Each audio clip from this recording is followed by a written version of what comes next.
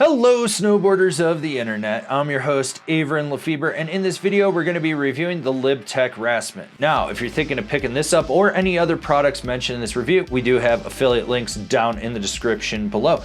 But if you're going to your local shop, slap them a high five and say we sent you in, because it's always good to promote and stoke out the local community.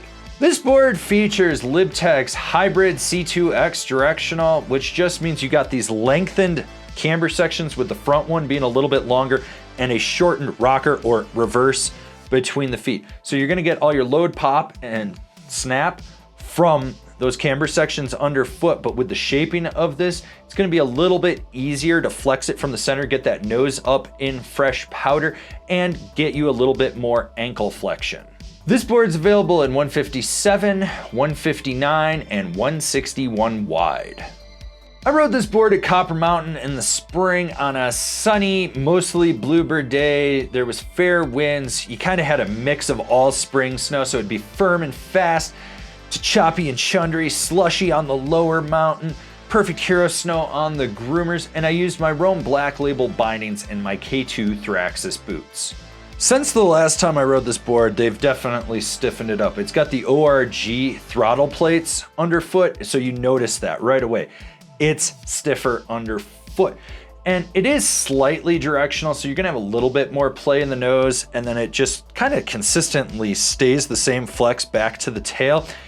Torsionally, because of that dip from the reverse in the C2X, you're able to twist and ankle steer this board with relative ease, but overall, it's a little bit on the stiffer side, so it's past middle of the road, but it's not a full-blown plank.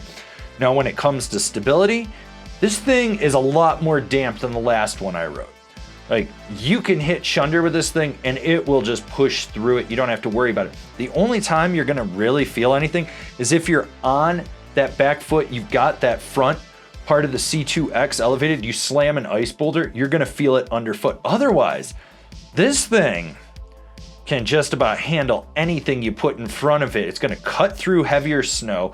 It's gonna absorb chatter and not fatigue you. This thing was just an absolute blast.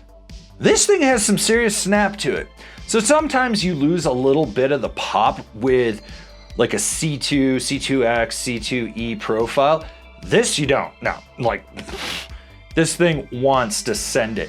You can load up each independent camber section, which is nice, but when you work with them in conjunction and then roll back on the tail, that spring is gonna boost you. Send a side hit, launch a roller, take it deep. Do not worry about it at all in any capacity.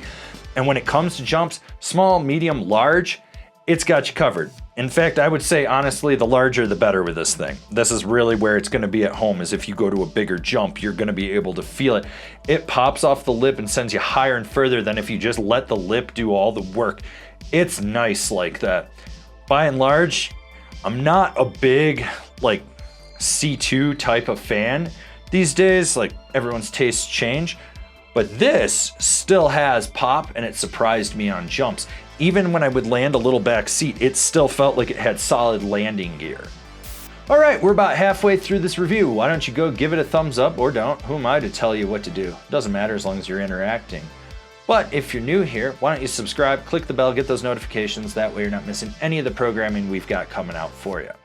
Not gonna lie, with this being a little bit stiffer, it kind of cuts back on how butterable it is. You're gonna have to put in a little bit more work. Yeah, you've got the sweet spot outside where the camber comes down outside those ORG throttle plates as well. And you really wanna aim for those, whether you're popping into the nose or the tail, and you're gonna wanna pop into it. But when you do, you've gotta press super aggressively and get it to hold. If you're trying to spin around on the nose or tail, you can do it, but you're going to be leveraging so much on your front or back foot that from the middle, you've gotta kick either foot in, like kind of bend your knees in to get it to engage. And when it comes to jibbing, this is not what this board is made for. I will be honest with you. You're working to get a nose or tail press on this. You're really sitting on that nose or that tail, and it's not gonna be that deep of a press. You're talking like this, and it's probably gonna slap down if you hit a kink. Now, when you go sideways, there is a level of rigidity between the feet, and because of that C2X camber profile, it's either gonna push you under your front or your back foot. Be aware that you're not really landing truthfully between your feet, it's gonna wanna shift you one way or the other. And it doesn't really cradle it, it kind of just balances on top because of that rigidity in there. So if you were really hoping to take this in the park and be a little jib king, not gonna happen there, buddy. When I first started riding this board, it was hooky. And that was the board telling me, hey, you've got to change how you initiate these turns, what speed you're going at, and give it a little bit more gas. So get it up to speed, going at it with a little more power. You're throwing your weight into that front contact point and driving it through that camber. That will allow it to grip. And then you transition back to the middle of the board and kind of kick your knees in, and that's going to allow it to turn, and then you put more pressure on the back foot to drive it back out. There are subtle nuances with this.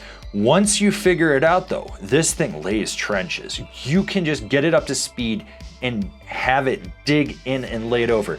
And even when you're doing a short, tight, quick carve, you need more power to it. You need more speed. Medium, mellow carves, speed. Deep, hard, aggressive carves, you're laying trenches at this point because you're up to speed, you're pushing it off that tail, and it's plowing through everything in its path and just cutting through that snow. If you know how to carve, you're not gonna have a bad time with this. If you don't, maybe you should look at something else or, get better, because it's a skill issue. Rider in mind, this board is for someone that's a little bit more all mountain free ride with a freestyle flair to it. Someone that is going to spin a 360 off that cliff drop.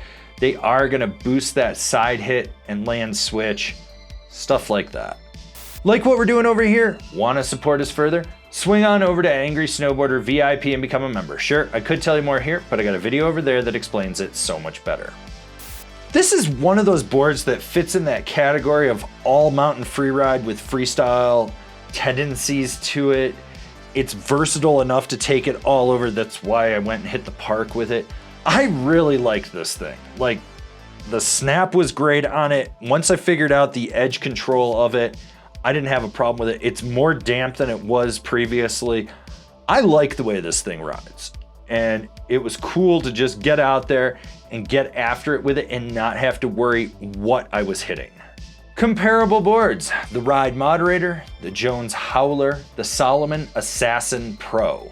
Binding recommendations, the Bent Metal Transfer, the Rome Katana ASIM Wrap, the Union Atlas. All right, this has been my review of the LibTech Rasman. I enjoyed this board. Did you enjoy this review? Cool, if you did, maybe you don't need to watch anymore. But if you didn't, go watch another one of our videos. I dare you to.